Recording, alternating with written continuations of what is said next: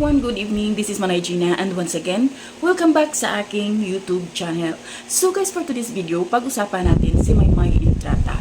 Alam nyo ba na usap-usapan ngayon at sobrang trending ang post ni Maymay sa kanyang IG stories. Kasi guys, grabe naman talaga yung hindi naman si Maymay kasi ano talaga siya, Filipina beauty talaga si Maymay. Pero kapag nag-post si Maymay as in bonggang-bongga, at alam naman natin guys kung gaano ka long leg si Maymay. Grabe, ang ganda niya talaga tingnan doon sa kanyang post. Kaya ang daming nagkomento, ang daming mga netizen nagsabi na sobrang ganda ni Maymay. Ang ganda ng kanyang legs, na long leg siya at sobrang nakaka-amaze yung ganda ng isang Maymay Entrata. Kahit na alam naman natin guys na real talk, hindi naman talaga si Maymay yung kagaya sa ibang artista na mistisa, matangos yung ilong.